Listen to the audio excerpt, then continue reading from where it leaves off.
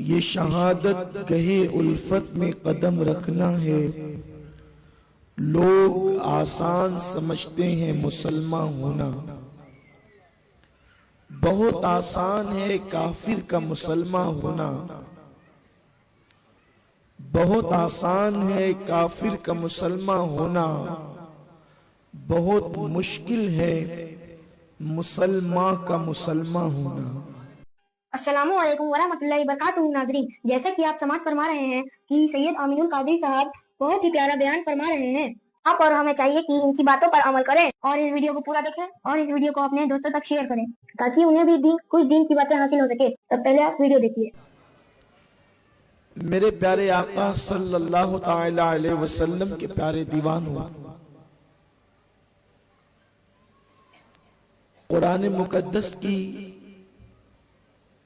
جس آیہ کریمہ کی تلاوت کرنے کا میں نے شرف حاصل کیا ہے، اللہ تبارک و تعالی اس کے متعلق مجھے حق کہنے اور آپ تمامی حضرات کو حق سن کر اس پر عمل کرنے اور اسے عام کرنے کی توفیق عطا فرمائے۔ اسلام اللہ کا وہ مقدس دین ہے، مذہب ہے۔ اسلام کی خصوصیت یہ ہے کہ اسلام زندگی کے ہر شعبے پر مکمل طور پر رہنمائی کرتا ہے۔ دنیا کے اندر مذہب کے اعتبار سے بہت سارے مذاہب متعارف ہیں، بہت سارے مذاہب موجود ہیں، لیکن اکثر مذہب کا معاملہ، مذاہب کا معاملہ یہ ہے کہ وہ عبادات کے متعلق گفتگو کرتا ہے اور زندگی کے حوالے سے جو دنیاوی زندگی ہے اس معاملے میں مذہب خاموش ہوتا ہے۔ دنیا کی زندگی کے حوالے سے کوئی رہنمائی کرتا نظر نہیں آتا، بس مذہب کی اتنی ذمہ داری بتا دی جاتی ہے کہ جب موقع ملے آتما کی شانتی کے لیے، جب موقع ملے روح کے سکون کے لیے، تھوڑی دیر کہیں بیٹھ کر کچھ پڑھ لیا کرو تاکہ تمہاری آتما کو شانتی مل جائے، تمہاری روح کو سکون مل جائے۔ بس اس کے علاوہ اور دیگر باتوں پر مذاہب اکثر بحث کرتے نظر نہیں آتے، مگر اسلام چونکہ مذہب حق ہے اور اللہ کے نزدیک مذہب صرف اسلام ہے، اس لیے اسلام کی خصوصیت یہ ہے کہ اسلام وقت نماز کی تلقین بھی کرتا ہے، وقت تجارت کے معاملے میں رہنمائی بھی کرتا ہے۔ اسلام کی خصوصیت یہ ہے کہ وہ نکاح کا قانون بھی عطا کرتا ہے، بچوں کی پرورش کا طریقہ بھی عطا کرتا ہے، ازدواجی زندگی کے اصول بھی سکھاتا ہے، اور حتیٰ کہ اسلام صرف زندگی کے حوالے سے بحث نہیں کرتا بلکہ موت کے بعد کے حوالے سے بھی اسلام انسان کی رہنمائی کرتا ہے اور اپنے ماننے والوں کی رہبری کرتے نظر آتا ہے۔ میرے پیارے آقا صلی اللہ علیہ وسلم کے پیارے دیوانوں، آج پوری دنیا کے اندر لوگ مختلف بیماریوں کا شکار ہے، اضطراب کا شکار ہے، بے چینیوں کا شکار ہے، بے قراریوں کا شکار ہے۔ کچھ لوگ پاگل ہو رہے ہیں، کچھ لوگوں کے پھیپھڑے خراب ہو رہے ہیں، کچھ لوگ جسمانی اعتبار سے کمزور ہو رہے ہیں، لوگ بے حیائی کا شکار ہو رہے ہیں، لوگ گناہوں کے اندر مبتلا ہو رہے ہیں، لوگ زنا کے اندر مبتلا ہو رہے ہیں۔ ان ساری چیزوں کے حوالے سے قوم کے دانشور آج سیمینار منعقد کر رہے ہیں، آج گفتگو کر رہے ہیں، لیکن اسلام نے آج سے 14.5 صدیاں پہلے ان ساری برائیوں کا علاج قوم کو عطا فرما دیا، اپنے ماننے والوں کو عطا فرما دیا اور دنیا کو بتایا، اے دنیا کے انسانوں، اگر تم کامیابی چاہتے ہو، اگر تم کامرانی چاہتے ہو تو اپنے دامن کو کچھ چیزوں سے تمہیں بچانا ہوگا۔ کچھ ایسی برائیاں ہیں اگر تم نے اپنے آپ کو اس سے بچا لیا تو اللہ تمہیں کامیابی عطا فرمائے گا، اللہ تمہیں کامرانی عطا فرمائے گا۔ میرے پیارے آقا صلی اللہ تعالی علیہ وسلم کے پیارے دیوانوں، دنیا کے اندر کچھ چیزیں ایسی ہیں جو انسان کھائے تو اس کو فائدہ ملتا ہے، ہے انسان پیے تو اس کو فائدہ ملتا ہے، اور کچھ چیزیں ایسی ہیں اگر انسان اس کو کھا لے تو اس سے نقصان ہوتا ہے، انسان اس کو پی لے تو اس سے نقصان ہوتا ہے۔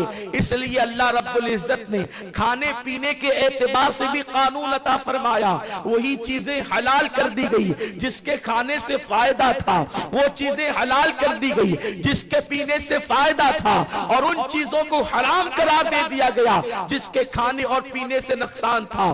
جو چیزیں انسان کو جسمانی اعتبار سے نقصان پہنچاتی ہے اللہ رب العزت نے اس کو حرام قرار دیا، اللہ کے رسول نے بھی حرام قرار دیا، اس لیے کہ انسان کے جسم کی حفاظت، اسلام کے جسم کا، انسان کے جسم کا تحفظ بھی ایک انسان کے لیے لازمی اور ضروری ہے۔ میرے پیارے آقا علیہ السلام کے پیارے دیوانوں، اسلام کی آمد سے پہلے شراب معاشرے کے اندر بہت عام تھی، شراب کو بہت زیادہ عام کر دیا گیا تھا، اور شراب اللہ اکبر اس قدر عام کر دی گئی تھی جیسے آج مائیں اپنے بچوں کو دودھ کے ساتھ ایسی دوائیاں پلاتی ہیں جس سے بچے اکثر سوتے رہتے ہیں تاکہ ماؤں کو نہ ستائے۔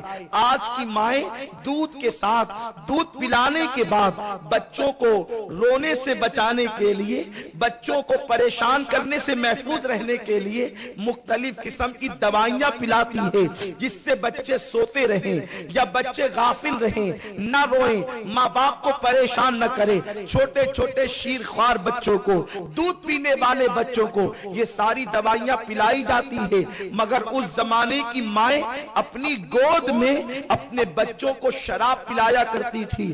آپ اندازہ فرمائیں وہ معاشرہ کتنا خوفناک ہوگا، وہ معاشرہ کتنا وحشتناک ہوگا، وہ معاشرہ کتنا دردناک ہوگا، وہ معاشرہ کتنا کربناک ہوگا جس معاشرے کے اندر ایک ماں اپنے بچے کو دودھ کے ساتھ شراب پلایا کرتی تھی۔ جو قوم ماں کی گود سے شراب کی عادی بنتے ہوں گی، جو قوم ماں کی گود سے شراب کی عادی بنتی ہوگی، اس قوم کی شرابی ہونے کا عالم کیا ہوگا۔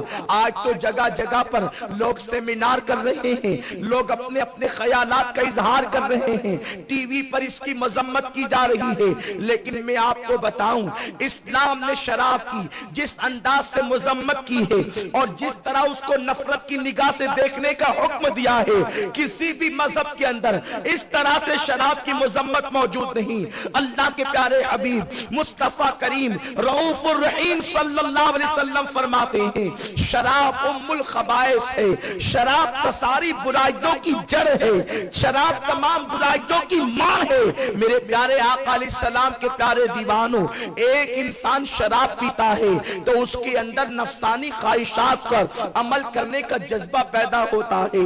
ایک انسان شراب پیتا ہے اس کے ہوش و حواس قائم نہیں رہتے۔ ایک انسان شراب پیتا ہے وہ بے حیا ہو جاتا ہے، وہ بے غیرت ہو جاتا ہے۔ شراب پینے والا اپنی رقم کو، اپنے مال کو ضائع کرتا ہے، اس طرح وہ غربت کی چکی میں پسنے لگتا ہے۔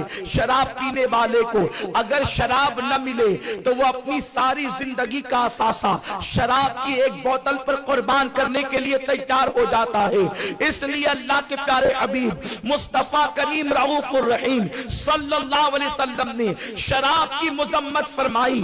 ماں کی گود میں شراب کی عادیوں کے دل میں میرے آقا نے شراب سے نفرت پیدا فرما دی۔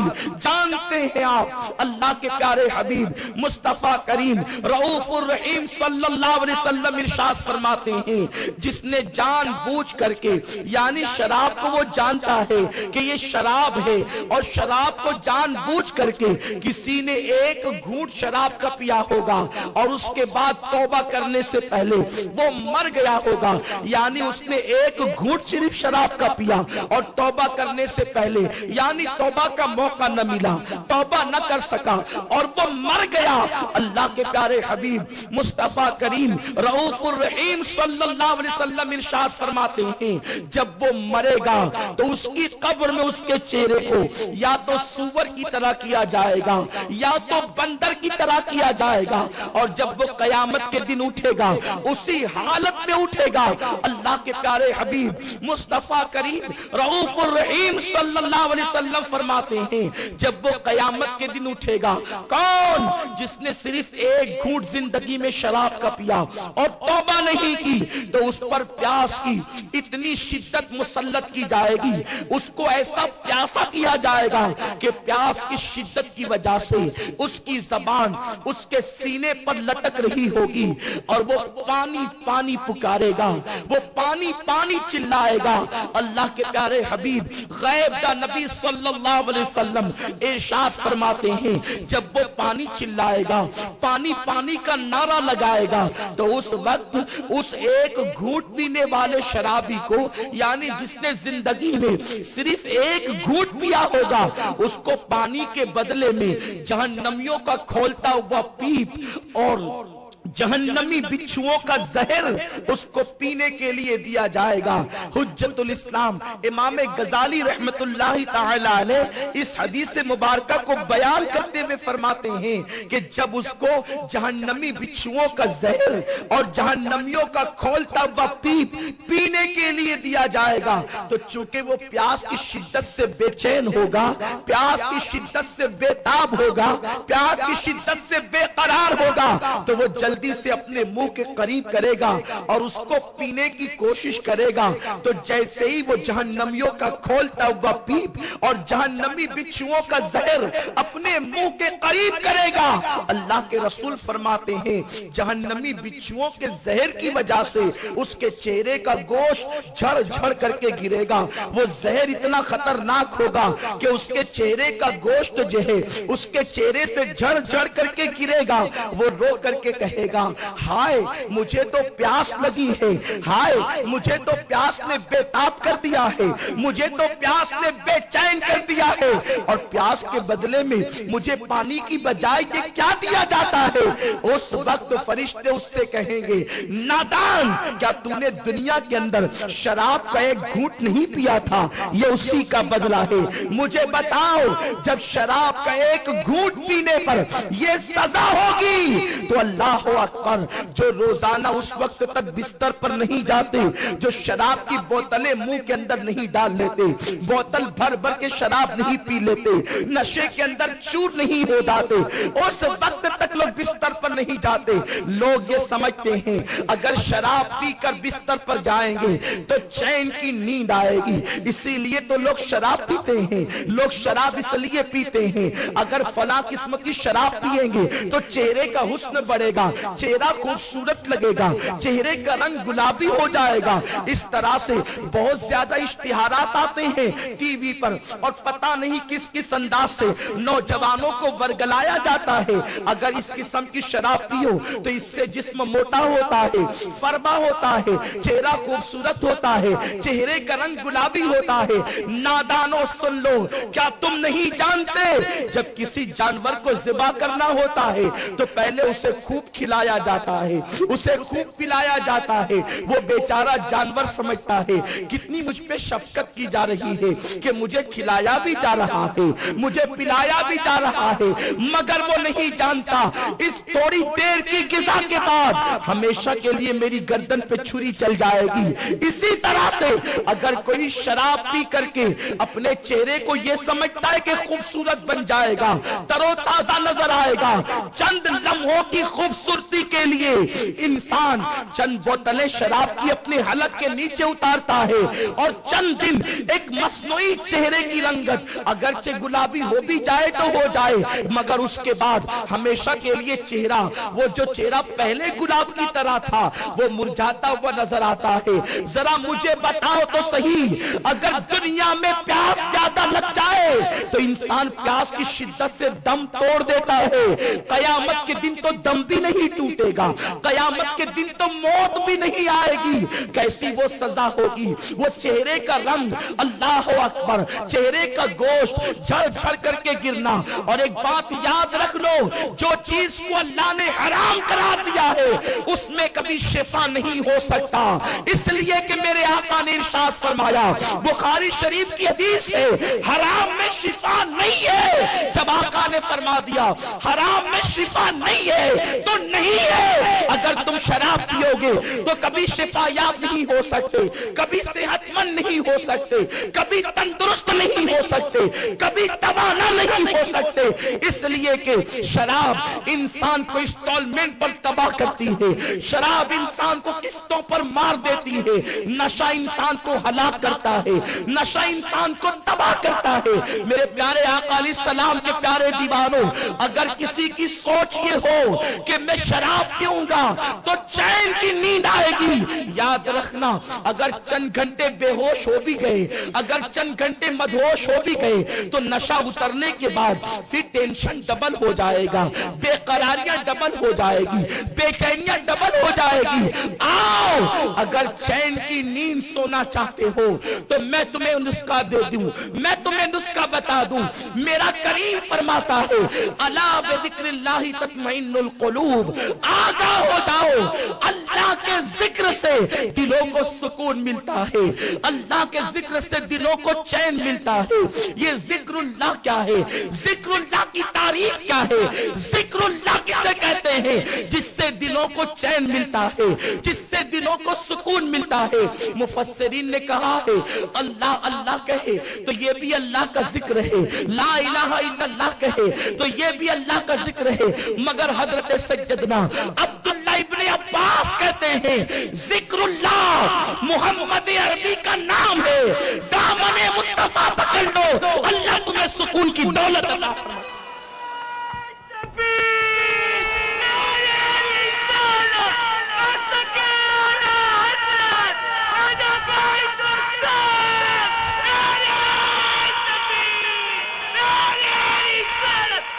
جیسے میرے آقا کا نام محمد ہے, احمد ہے, حامد ہے, محمود ہے, اسی طرح میرے نبی کا نام ذکر اللہ بھی ہے. اگر دلوں کا سکون چاہتے ہو تو قدم ناز مصطفیٰ میں آ جاؤ, دامن مصطفیٰ کو تھام لو, دلوں کو سکون مل جائے گا, دلوں کو اطمینان مل جائے گا. اور دلوں کو اطمینان ان کے ذریعے سے کیوں نہ ملے, اس لیے کہ میرے آقا ہی تو ٹوٹے ہوئے دلوں کا سہارا ہے. اسی لیے بریلی کے تاجدار سیدنا امام احمد رضا خان علیہ رحمت و رضوان جب بھی دل بے قرار ہوتا, جب بھی غم سے نڈھال ہوتے تو کہتے ہیں یا رسول اللہ غم ہو گئے بے شمار آقا, غم ہو گئے بے شمار آقا, بندہ تیرے نثار آقا, بندہ تیرے نثار آقا. اور بڑے مزے میں فرماتے ہیں ان کے نثار کوئی کیسے ہی رنج میں ہو, ان کے نثار کوئی کیسے ہی رنج میں ہو, جب یاد آ گئے ہیں سب غم بھلا دیے ہیں. وہ جب یاد آتے ہیں انسان غموں کو بھول جاتا ہے. تو میرے پیارے آقا علیہ السلام کے پیارے دیوانوں, کسی کے بہکاوے میں نہ آئیں. اگر ہم ہندوستان کی حکومت کو مشورہ دیتے ہیں, حکومت ہند کو مشورہ دیتے ہیں, اگر حکومت ہند کے دل میں اس ہندوستان کے رہنے والوں کے لیے ذرا سی بھی محبت ہے تو اس طرح کی محفل کر کے صرف کام نہیں چلے گا. وہ اشتہارات جو ٹی وی پر آتے ہیں شراب کے حوالے سے اس کو بند کرایا جائے. فلموں کے اندر ہیرو اسٹائل میں شراب پیتے ہیں اس پر پابندی لگائی جائے, اور اسی کے ساتھ ساتھ شراب کی دکانوں کو بند کرایا جائے. اس لیے کہ شراب کی کو لائسنس کون دیتا ہے, شراب کی دکانوں کو لائسنس کون دیتا ہے. جب تک شراب کی لائسنس کو دکانوں کو لائسنس نہیں ملے گا تو پھر وہ کس طریقے سے شراب فروخت کریں گے. شراب بیچی جا رہی ہے, ملک کی ترقی شراب بیچنے میں نہیں ہے, ملک کی ترقی شراب پر پابندی لگانے میں ہے. اس لیے کہ ہم اپنے ملک ہندوستان سے محبت کرتے ہیں, ہم اس کی ترقی چاہتے ہیں, ہم اس کا عروج چاہتے ہیں. اس لیے کہ یہ ہندوستان کسی کا ہو نہ ہو, یہ ہندوستان سرکار غریب نواز کا ہندوستان ہے. ہم اس سے محبت کرتے ہیں, ہم اس کی زمین سے محبت کرتے ہیں. یہ ہندوستان وہی ہندوستان ہے جہاں نوح کی کشتی کو کنارہ ملا تھا. یہ ہندوستان وہی ہندوستان ہے جس ہندوستان کے اندر اللہ اکبر, اسی ہندوستان سے ٹھنڈی ٹھنڈی ہوائیں میرے عرب کو پہنچی تھی. اقبال نے کہا ہے میرے عرب کو آئی ٹھنڈی ہوا جہاں سے, میرا وطن وہی ہے, میرا وطن وہی ہے.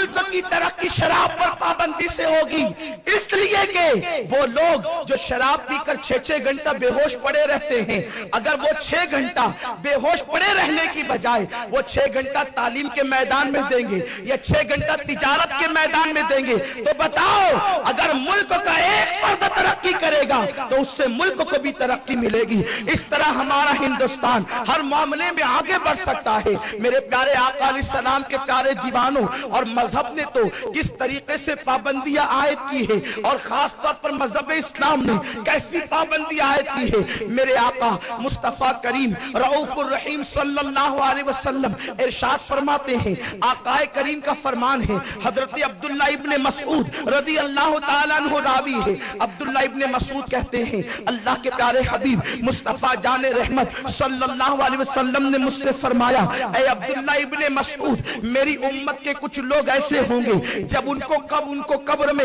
جب وہ مریں گے تو ان کے چہرے اچھے بھلے ہوں گے، جب ان کو موت آئے گی تو ان کے چہرے ٹھیک ٹھاک ہوں گے، لیکن جب ان کو قبر میں رکھا جائے گا تو ان کے چہرے یا تو سور کی طرح ہو جائیں گے یا تو بندر کی طرح ہو جائیں گے، اور وہ قیامت کے دن اللہ کی بارگاہ میں اسی حالت میں اٹھیں گے۔ عبداللہ ابن مسعود لرز گئے، عبداللہ ابن مسعود کانپ گئے، عرض کرتے ہیں یا رسول اللہ صلی اللہ تعالی علیہ وسلم، جن کے چہرے سور اور بندر کی طرح ہوں گے ان کا گناہ کیا ہوگا، ان کا جرم کیا ہوگا؟ کیا وہ اللہ کو رب نہیں مانتے ہوں گے؟ کیا وہ آپ کو اللہ کا رسول نہیں مانتے ہوں گے؟ کیا وہ قرآن کو اللہ کی کتاب نہیں مانتے ہوں گے؟ اللہ اکبر، اتنا سننا تھا۔ میرے آقا مصطفیٰ جان رحمت صلی اللہ علیہ وسلم نے فرمایا، اے ابن مسعود، وہ اللہ کو رب بھی مانیں گے، مصطفیٰ کو اللہ کا رسول بھی مانیں گے، قرآن کو اللہ کی کتاب بھی مانیں گے، اس کے باوجود بھی ان کے چہرے یا تو سور یا تو بندر کی طرح ہوں گے۔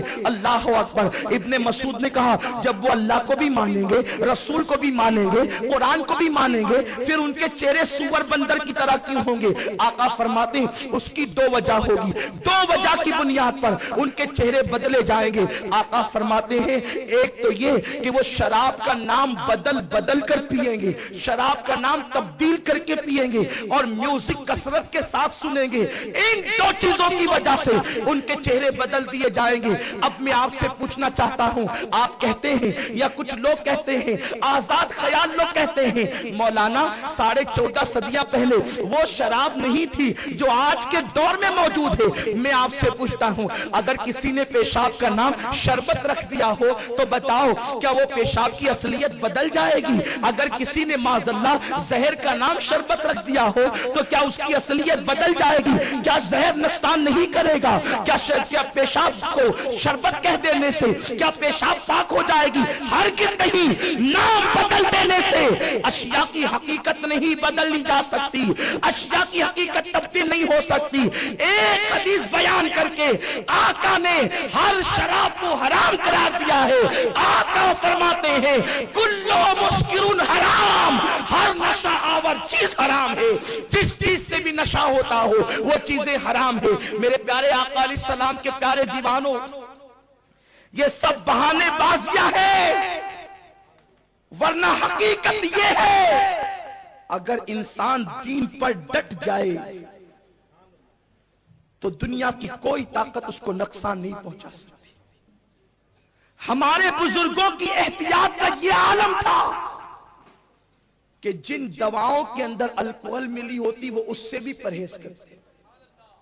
حالانکہ میں فتویٰ نہیں دے رہا ہوں، وہ ان کی احتیاط تھی،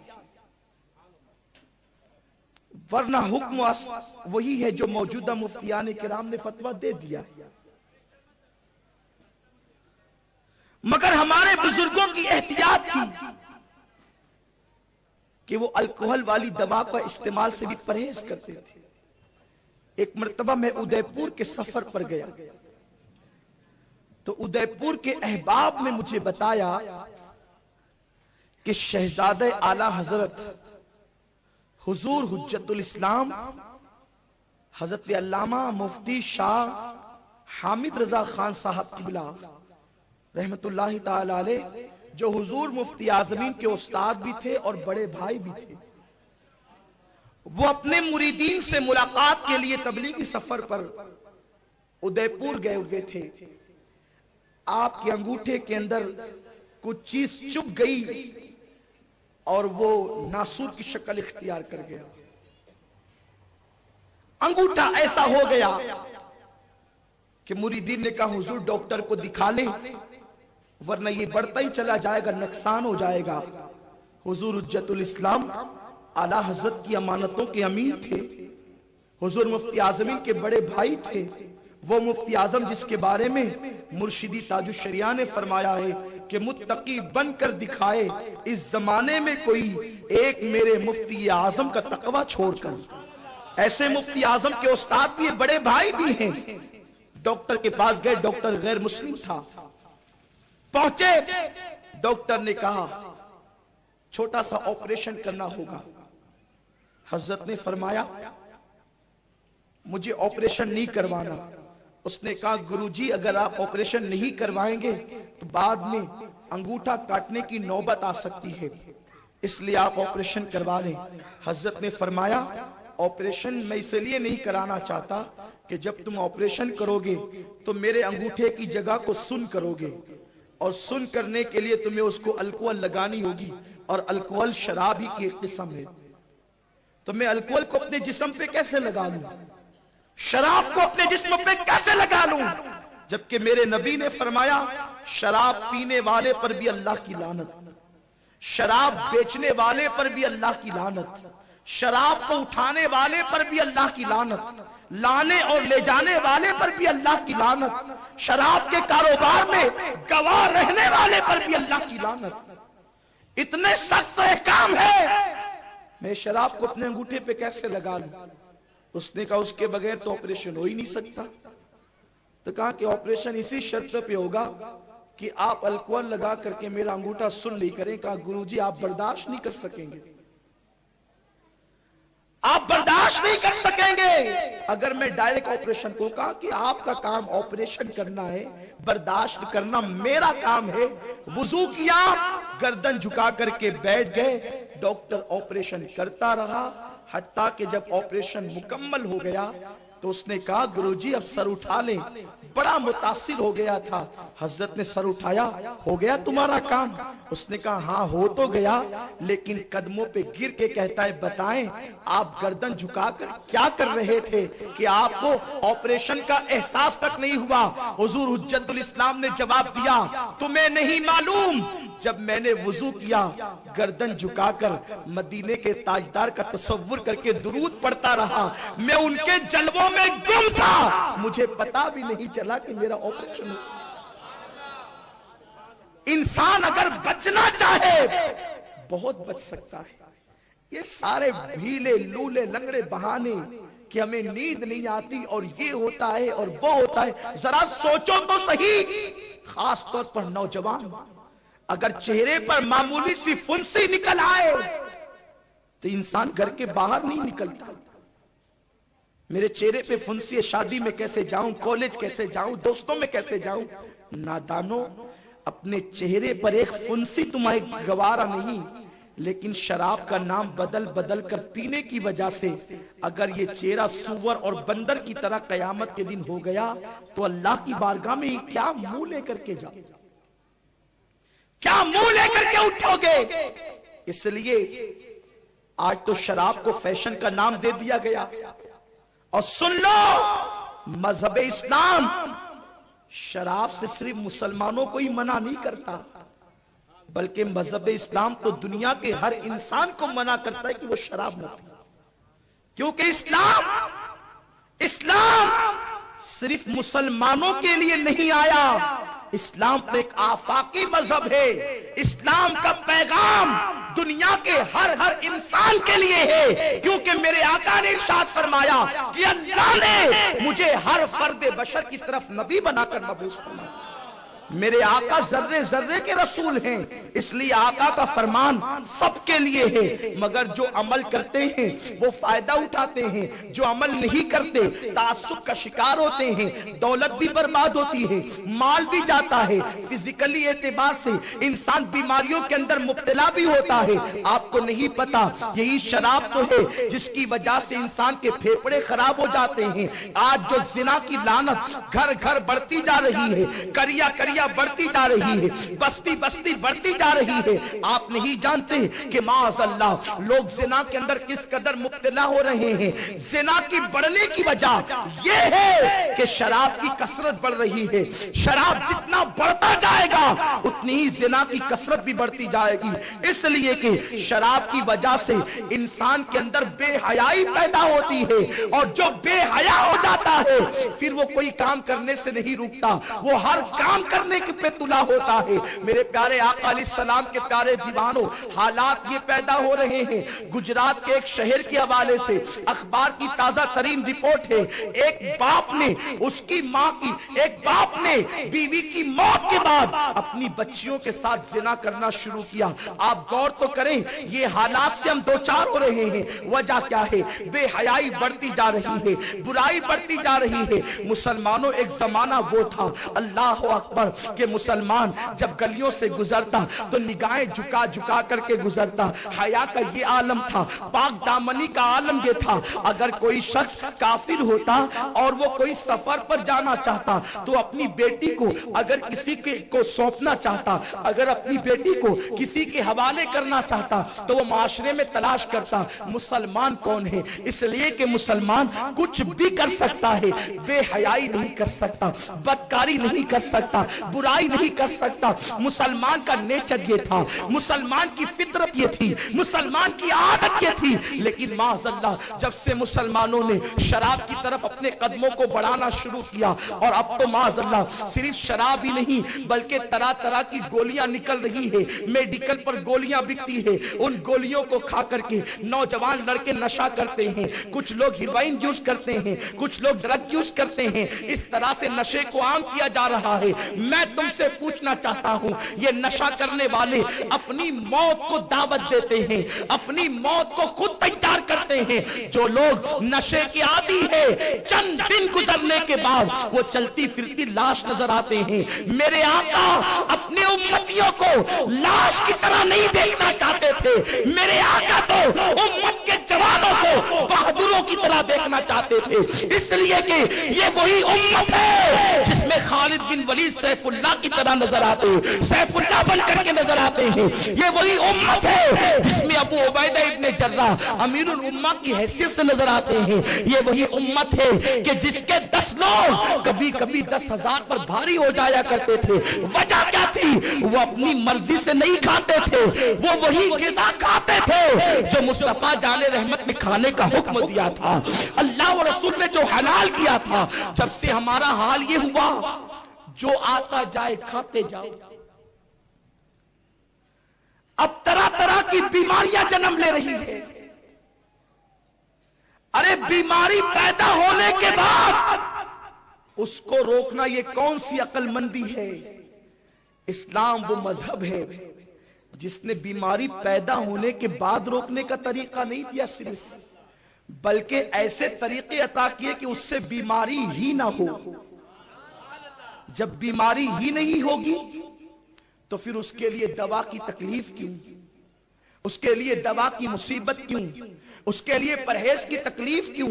میرے پیارے آقا صلی اللہ تعالی علیہ وسلم کے پیارے دیوانوں، اور اسلام میں شراب پینے والوں کی سخت سزا متعین کی گئی، اسلام میں شراب پینے والوں کو سخت سزا دی گئی۔ اگر کہیں پر اسلامی حکومت ہو، حالانکہ ہندوستان میں یہ قانون نافذ نہیں ہوتا، لیکن میں بتانے کے لیے کہہ رہا ہوں کہ اسلام میں یہ ہے، اگر ثابت ہو جائے کہ کسی نے شراب پی ہے تو اس کو کوڑے لگائے جائیں گے۔ آپ اندازہ فرمائیں، اور وہ بھی کوڑے 1-2 نہیں بلکہ کوڑے 80 کوڑے لگانے کا حکم دیا گیا ہے۔ آپ غور تو فرمائیں، میرے پیارے آقا صلی اللہ علیہ وسلم کے پیارے دیوانوں، یہ کیفیت ہے، یہ سزا ہے تاکہ لوگ ڈر کے مارے اس گناہ کی طرف نہ جائے، اس برائی کی طرف نہ جائے۔ اور اسلام نے شراب بیچنے کو حرام قرار دے دیا، اور اللہ کی لعنت بتا دی گئی کہ اس پہ اللہ کی لعنت برسے گی۔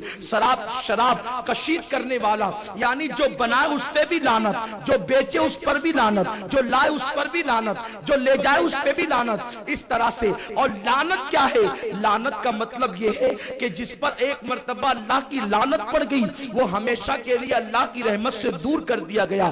آپ ذرا غور تو فرمائیں، اتنی سخت سزا کیوں؟ اور جو شخص شراب کا دھندا کرے، کاروبار کرے، اس کے گھر دعوت میں جانے کی بھی اجازت نہیں، اگر وہ کوئی تحفہ دے تو اس کے تحفے کو قبول کرنے سے بھی منع کیا گیا۔ یہ ساری چیزیں کیوں اسلام نے رائج کی؟ تاکہ لوگوں کے دلوں میں شراب کی نفرت پیدا ہو جائے۔ میرے آقا علیہ السلام ارشاد فرماتے ہیں جو ایک گھونٹ شراب کا پیتا ہے اللہ 40 دن تک نہ اس کی نماز قبول کرتا ہے نہ اس کی دعا قبول کرتا ہے۔ 40 دن تک اس کی نماز قبول نہیں ہوتی، اس کی دعا قبول نہیں ہوتی۔ جب لوگوں نے تحقیق کی تو پتا چلا کہ اگر انسان کوئی چیز کھائے پیے تو اس کا اثر انسان کے پیٹ میں 40 دن تک رہتا ہے۔ 40 دن تک اس کے اثرات رہتے، تو پتا چلا کہ اگر کسی نے شراب پی معاذ اللہ تو 40 دن تک نہ نماز قبول ہو نہ دعا قبول ہو۔ اب میں آپ سے پوچھنا چاہتا ہوں، وہ قوم جو دنیا کو شراب سے روکنے کے لیے آئی تھی، اگر وہی قوم شراب کے پیچھے جائے، وہی قوم شراب کے نشے میں ڈوبی رہے، تو پھر دنیا کو شراب سے کون روکے گا؟ خواب خواب ہوتے ہیں، لیکن شراب وہ بدترین جرم ہے۔ اگر کوئی خواب میں بھی شراب پینے پلانے کا معاملہ کرے تو بھی اس پر اللہ کی ناراضگی نازل ہوتی ہے۔ بڑی مشہور روایت ہے، ام المومنین ماں عائشہ صدیقہ رضی اللہ تعالیٰ عنہ کی ایک کنیز تھی۔ جب وہ رات کو سوئی تو اچھی بھلی تھی، جب صبح اٹھی تو اس کے دونوں ہاتھ فالج زدہ ہو گئے، کوئی کام نہیں کرتے تھے اس کے دونوں ہاتھ۔ ام المومنین نے پوچھا، ارے تو سوئی تھی تو اچھی بھلی، یہ تیرے دونوں ہاتھ ناکارہ کیسے ہو گئے؟ یہ تیرے دونوں ہاتھ ناکارہ کیسے ہو گئے؟ بے کام تیرے دونوں ہاتھ کیسے ہو گئے؟ اس نے جواب دیا، ام المومنین آج رات میں نے خواب دیکھا، خواب میں نے یہ دیکھا کہ میرا باپ میرے خواب میں آیا اور میں نے اس کو خواب کی حالت میں کہا، ابا کیا میں آپ کو شراب پلاؤں؟ اس کے باپ نے کہا، ہاں مجھے شراب پلا۔ پھر کیا تھا؟ وہ کہتی ہے کہ میں نے سرائی سے شراب نکالی اور خواب کی حالت میں میں نے وہ شراب اپنے ابا کو دے دی، تو میں نے حالت خواب میں، نیند کی حالت میں جو شراب میں نے اپنے باپ کو دی تو میں نے دیکھا کہ اللہ کے 2 فرشتے آئے اور کہنے لگے کہ تو نے اپنے باپ کو خواب میں شراب پلائی، اور انہوں نے اپنے پر اس کے ہاتھوں پر مارے۔ وہ کہتی ہے کہ جب میرے ہاتھوں پر ان فرشتوں نے پر مارے تو میرے دونوں ہاتھ فالج زدہ ہو گئے، میرے دونوں ہاتھ ناکام ہو گئے، میرے دونوں ہاتھ مفلوج ہو گئے۔ ام المومنین ماں عائشہ صدیقہ نے اللہ کی بارگاہ میں دعا کی، مولا یہ تو خواب کا معاملہ ہے، اس کے ہاتھوں کو درست کر دے۔ اس کے ہاتھوں کو درست کر دیا گیا۔ اس کے بعد محدثین اور علماء فرماتے ہیں یہ بات ام المومنین کی کنیز کے ساتھ اس لیے پیش آئی تاکہ یہ حادثہ بھی پیش آ جائے، اس کے ہاتھ بھی پھر دعا سے اچھے ہو جائیں اور دنیا کو پتا چل جائے کہ جو شراب حالت خواب میں بھی پیے اور پلائے وہ بھی کہیں نہ کہیں کبھی نہ کبھی عذاب کا شکار ضرور ہو جاتا ہے۔ اب آپ مجھے بتائیں، حالانکہ خواب پر پکڑ نہیں، خواب پر شریعت کا حکم نہیں، خواب انسان کچھ بھی دیکھ سکتا ہے، خواب پر انسان کا اختیار بھی نہیں، مگر یہ بات عبرت کے لیے بتائی گئی ہے۔ میرے پیارے آقا صلی اللہ علیہ وسلم کے پیارے دیوانوں، جب تک مسلمانوں کے حالات یہ تھے کہ مسلمان کبھی شراب کو ہاتھ نہیں لگاتا تھا، کبھی مسلمان شراب کے قریب نہ جاتا تھا، اس وقت کی کیفیت یہ تھی۔ یہی ہندوستان تھا، اس ہندوستان کی سرزمین پر کم و بیش 1000 سال تک کے مسلمان حکومت کرتے ہوئے نظر آتے تھے، کبھی دنیا کو لال قلعہ دیتے تھے، کبھی دنیا کو تاج محل عطا کرتے تھے۔ جب سے قوم مسلم کے یہ حالات بن گئے کہ جوان نشے میں دھت رہنے لگے اور لوگ نشے کے قریب جانے لگے، اس وقت سے حالات یہ پیدا ہو گئے۔ معاش بھی تباہ ہو رہا ہے، معیشت بھی تباہ ہو رہی ہے، کاروبار بھی تباہ ہو رہا ہے۔ میرے پیارے آقا علیہ السلام کے پیارے دیوانوں، شراب اتنا ہی نقصان نہیں پہنچاتا۔ آپ جانتے ہیں کہ جو باپ شراب پیتا ہے اور شراب پینے کے بعد وہ اپنی بیوی کے قریب جاتا ہے اور اس سے جو بچہ قرار پاتا ہے، اس بچے میں بھی شراب کے اثرات ہوتے ہیں۔ وہ بچہ ماں باپ کا نافرمان بھی ہوتا ہے اور مذہب کا باغی بھی ہوتا ہے۔ آج پوری دنیا کے اندر جو مذہب کے خلاف بغاوت کی لہر دوڑ رہی ہے، مذہب کے خلاف مذہب بیزاری کا ایک معذلت جنون لوگوں کو پیدا ہو گیا ہے۔ وجہ کیا ہے؟ ماں باپ شراب پی رہے ہیں اور شراب کے بعد اس حالت میں جو بچے قرار پاتے ہیں، وہ مذہب سے بیزار نہ ہوں گے تو کیا ہوں گے؟ وہ مذہب سے دور نہ ہوں گے تو کیا ہوں گے؟ مسلمانوں، ہماری ذمہ داری ہے، ہمارا مذہب ہمیں تعلیم دیتا ہے، شراب کا بائیکاٹ کیا جائے، شراب کے قطرے سے بھی نفرت کی جائے۔ ہماری محفل میں کسی محفل میں شراب نہیں ہونا چاہیے، نہ شادی کے موقع پر، نہ خوشی کے موقع پر، نہ غم کے موقع پر، نہ پارٹیوں کے اندر کہیں شراب نہ ہو۔ جہاں شراب ہو مسلمان وہاں سے دور ہو جائے۔ جانتے ہیں آپ اللہ کے پیارے حبیب مصطفیٰ کریم رؤوف الرحیم صلی اللہ علیہ وسلم فرماتے ہیں، جب میری امت کے اندر شراب لوگ کثرت سے پیئیں گے، شراب کثرت سے عام ہوگا، اس وقت میری امت پر مصیبتیں اور بلائیں ایسے ٹوٹ ٹوٹ کر برسے گی جیسے کالی گھٹاؤں کی وجہ سے بارش برستی۔ بارش کے قطروں کو کیا تم شمار کر سکتے ہو؟ جب کالی گھٹائیں چھائے تو بارش کے قطرے شمار نہیں ہوتے۔ تو شراب جب کثرت سے پی جائے گی تو بلائیں امت پر ایسے آئے گی جیسے کالے بادل کے چھانے کے بعد بارش برستی۔ وہ کون سی تکلیف ہے، وہ کون سی مصیبت ہے جس میں امت کی اکثریت گرفتار نہیں؟ میرے پیارے آقا صلی اللہ علیہ وسلم کے پیارے دیوانوں، سنی دعوت اسلامی اہل سنت و جماعت کی عالمگیر تحریک ہے جس نے لوگوں کے اعمال کی بھی اصلاح کرنی ہے اور عقیدے کی بھی اصلاح کرنی ہے۔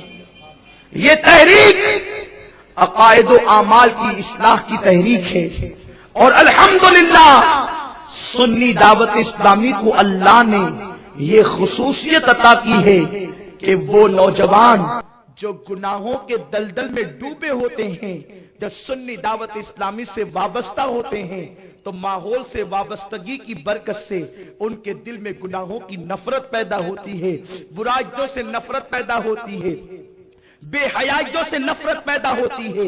اس لیے آج ضرورت ہے کہ نوجوان سنی دعوت اسلامی کے قریب آئیں، اپنا رشتہ سنی دعوت اسلامی سے جوڑیں۔ الحمدللہ سنی دعوت اسلامی پوری دنیا کے اندر عقائد کے ساتھ اعمال کی اصلاح کر رہی ہے۔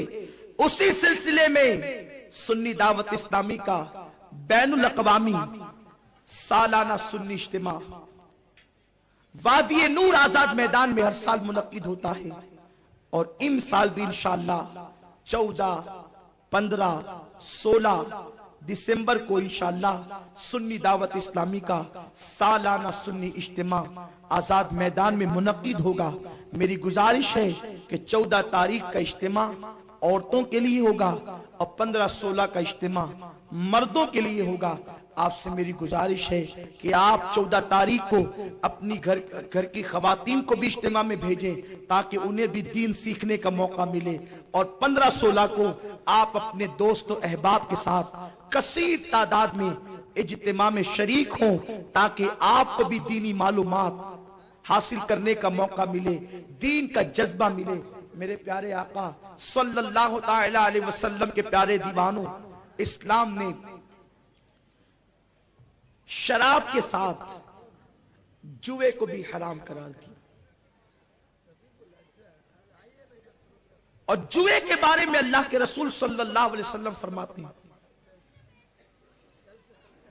کہ جو شخص جوے کے آلات کو اپنے ہاتھ میں لیتا ہے، حجت الاسلام امام غزالی رحمت اللہ تعالی علیہ اس کو نقل کرتے ہیں کہ جس نے جوے کے آلات کو، جوے کے سامان کو اپنے ہاتھ میں لیا، گویا کہ اس نے اپنے ہاتھوں کو سور کے خون میں رنگ لیا،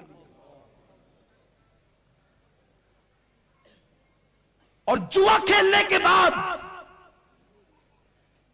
اگر بالفرض وہ نماز کے لیے بھی پہنچا تو گویا کہ اس نے اپنے ہاتھوں کو سور کے خون میں رنگ کر کے نماز کے لیے پہنچا۔ اب میں تم سے پوچھتا ہوں، اگر کسی بزرگ سے آپ عقیدت کرتے ہیں، مثال کے طور پر اس وقت دنیا سنیت کی عظیم ترین ہستی جانشین حضور مفتی اعظم ہند حضرت علامہ اختر رضا صاحب کی بلازہری میاں، جو ہمارے اور آپ میں سے اکثر لوگ کے پیر و مرشد ہیں، اگر کسی محفل میں آ جائیں اور ہمارے ہاتھ میں گرد و غبار لگا ہو، مٹی لگی ہو، تو بتاؤ کیا ہم حضرت سے مصافحہ کرنے کی ہمت کریں گے؟ جن ہاتھوں میں پاک گرد و غبار لگی ہو، ہم اپنے مرشد سے گرد و غبار، حالانکہ پاک ہے لگی ہوئی، گرد و غبار سے مرشد کے ہاتھ میں ہاتھ دے کے مصافحہ کرنے کی ہمت نہیں کر سکتے۔ بتاؤ، میرے آقا فرماتے قیامت کے دن میں اپنے امتیوں سے مصافحہ کروں گا۔ آقا فرماتے قیامت کے دن میں اپنے امتیوں سے مصافحہ کروں گا۔ بتاؤ مسلمانوں، اگر جوا کھیلنے کی وجہ سے یہ ہاتھ قیامت کے دن سور کے خون میں رنگے ہوئے رہے، ساری کائنات تو حضور سے مصافحہ کر رہی ہوگی، کیا ہم بھی؟ اللہ اکبر، اللہ محفوظ فرمائے، اللہ اپنی امان میں رکھے۔ یا جس نے معاذ اللہ جوا کھیلا اور اس کے ہاتھ سور کے خون میں رنگے رہے، تو کیا وہ آقا سے مصافحہ کر سکے گا؟ آقا سے مصافحہ کرنے کی سعادت حاصل کر سکے گا؟ کتنی محرومی ہوگی مسلمانوں۔ وہاں پچھتانے سے کام نہیں چلے گا، اگر پچھتانا ہے، اگر توبہ کرنا ہے، اگر گریہ کرنا ہے، اگر نادم ہونا ہے تو دنیا کے اندر نادم ہو جاؤ، اگر شرمندگی ہے تو دنیا کے اندر شرمندہ ہو جاؤ، توبہ کرنی ہے دنیا میں توبہ کر لو۔ امام المتکلمین مولانا نقی علی خان رحمت اللہ تعالی علیہ، جو اعلیٰ حضرت رضی اللہ تعالی عنہ کے والد بزرگوار ہیں، وہ ارشاد فرماتے ہیں اگر تم نے آخرت میں روتے روتے خون سے دریا بھی بھر دیا اور اس وقت تم نے اللہ سے عرض کیا مولا دنیا میں جانے دے تاکہ ہم توبہ کر لیں، اپنے گناہوں سے رجوع ہو جائے، اس وقت تم روتے روتے اپنی آنکھوں سے خون کے دریا کو بھر دو گے، آنسوؤں سے خون کے دریا کو بھر دو گے، اس کے بعد بھی تمہیں دنیا میں آنے کا موقع نہ ملے گا۔ اللہ نے موقع یہاں دیا ہے، یہاں ہوش کے ناخن لو، وقت کو قیمتی جانو، وقت کو قیمتی سمجھو اور اس کے مطابق تیاری کرو آخرت کی۔ اس لیے کہ مسلمانوں دنیا کے اندر دوست کام آنے کی بات کرتے ہیں، ماں باپ کام آنے کی بات کرتے ہیں، اللہ رب العزت ارشاد فرماتا ہے الاخلاء یومئذ بعضهم لبعض عدو، کہ قیامت کے دن جتنے تمہارے دوست ہوں گے وہ سب کے سب تمہارے دشمن بن جائیں گے۔ قیامت کے دن ماں باپ کا حال یہ ہوگا، اللہ اکبر، کہ ایک ماں اپنے بچے کو پہچاننے سے انکار کر دے گی، ایک باپ اپنے بیٹے سے دور بھاگ رہا ہوگا۔ ذرا بتاؤ اس وقت اگر کسی کی پناہ ہوگی، اس وقت اگر کسی کا سہارا ہوگا، اس وقت اگر کوئی مدد کرنے والا ہوگا تو وہ آمینہ کا لال عبداللہ کا لگتے جگر، میرے اور آپ کے پیارے آقا مصطفیٰ جان خزانے رحمت ہوں گے جو غلاموں کو ڈھونڈ ڈھونڈ کر اپنے دامن میں پناہ دے رہے ہوں گے. لیکن اگر برے اعمال کی وجہ سے، برائیوں کی وجہ سے ہم نے اپنے آقا کو ناراض کر دیا ہوگا، اللہ نہ کرے، 100 بار نہ کرے، اگر میرے آقا نے کسی کو یہ کہہ دیا آج ہم تجھ سے ناراض ہے، چلا جا کہیں اور چلا جا،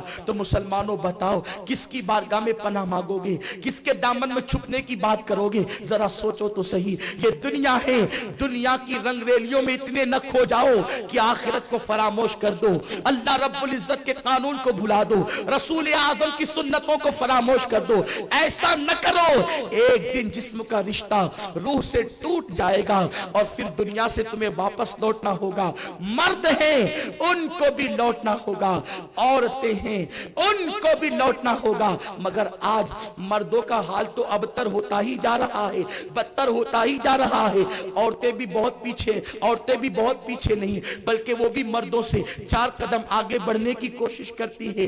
آج کی خواتین فیشن کی طرف بھی جا رہی ہے، برائیوں کی طرف بھی جا رہی ہے، بے حیائیوں کی طرف بھی جا رہی ہے. اور عورتوں میں جو سب سے زیادہ بری وبا تیزی کے ساتھ پھیل رہی ہے وہ بے پردگی ہے.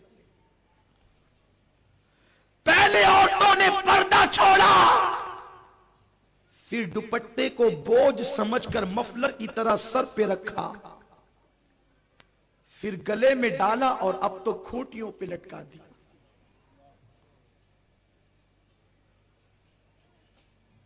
لوگ کہتے ہیں ہمارے گھر میں برکت نہیں. برکت کیسے ہوگی؟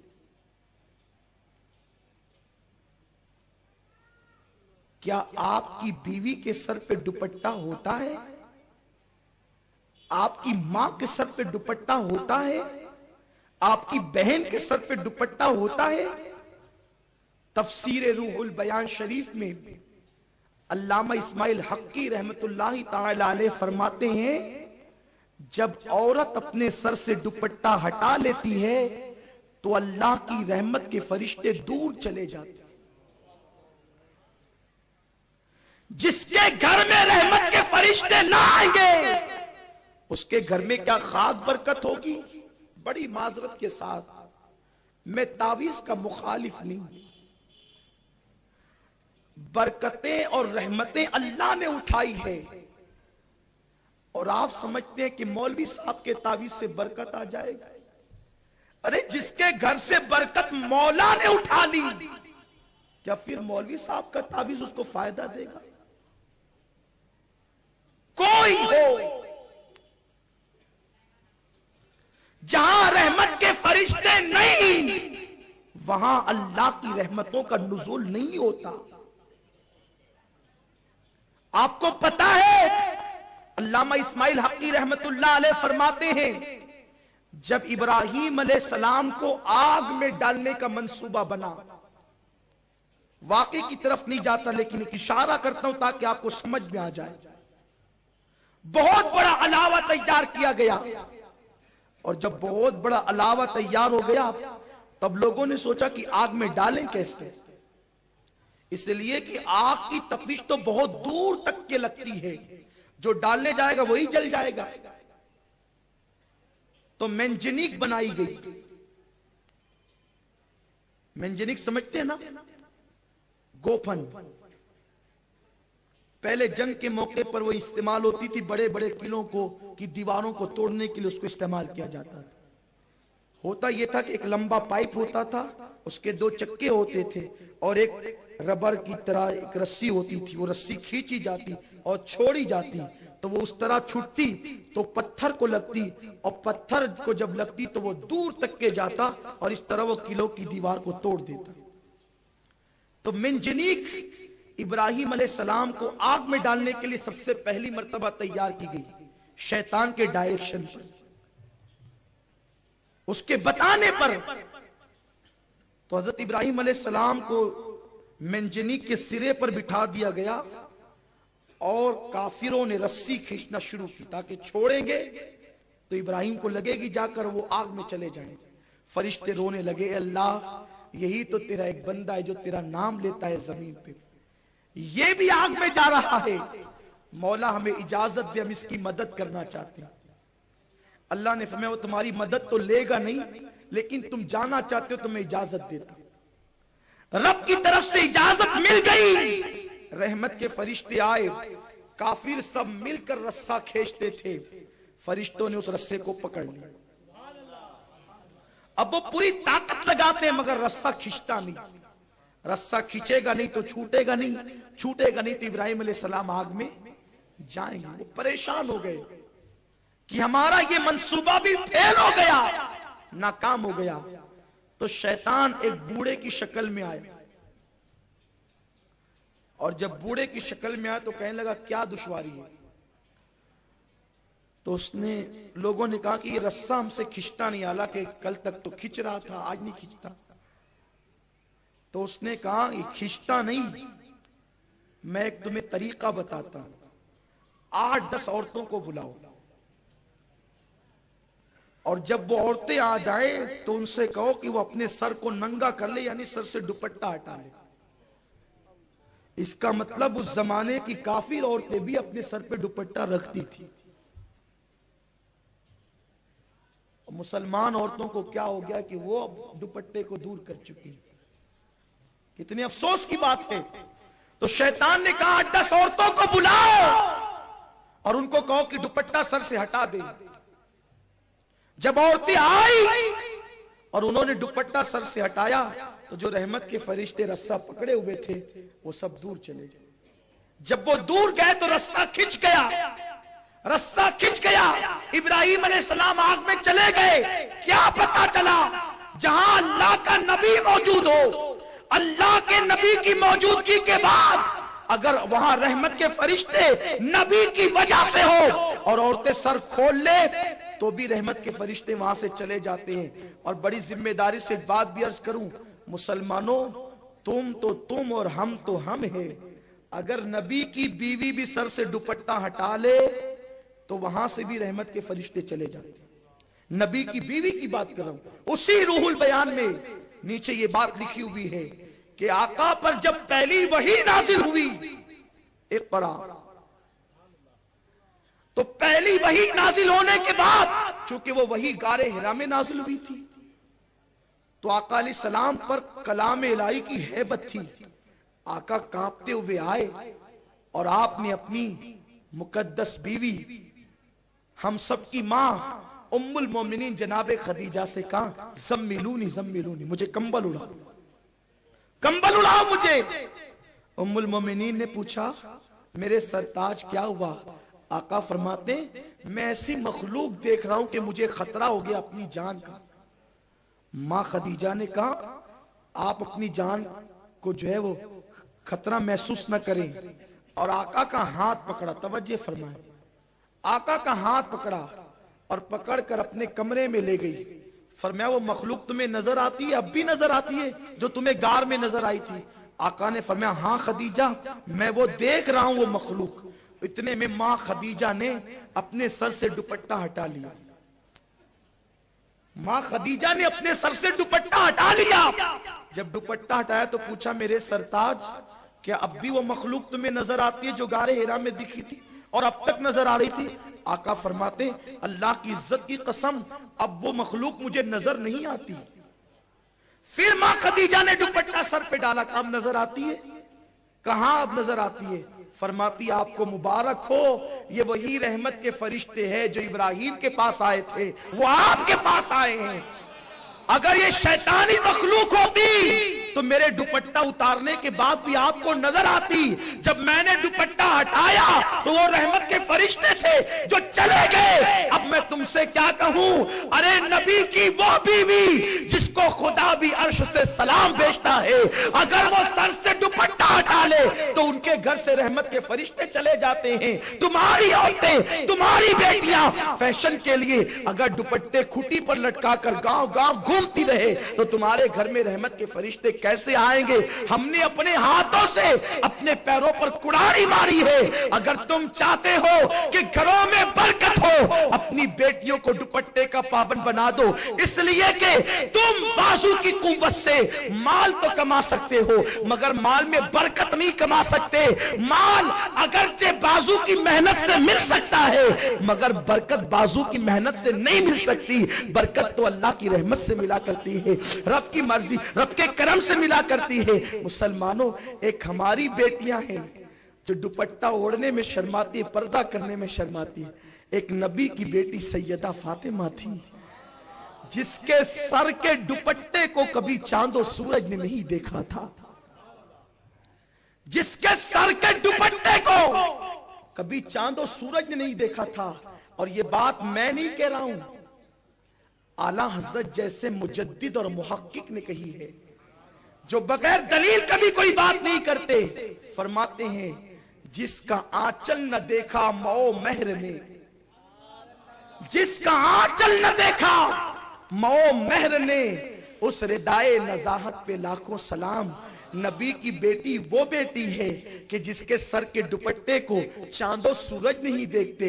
और हमारी बेटियां कोचिंग के नाम पर, हमारी बेटियां कॉलेज के नाम पर, हमारी बेटियां आजाद ख्याली के नाम पर कभी पार्कों में घूम रही है, कभी बाइक पर बेपर्दा घूम रही है। मेरे आका फरमाते हैं, वो मर्द दय्यूस है, दय्यूस। आका फरमाते वो मर्द दय्यूस है जिसके घर की औरतें बेपर्दा घूमती है। अल्लाह ऐसे मर्दों की ना नमाज कबूल करता है ना दुआएं कबूल करता है।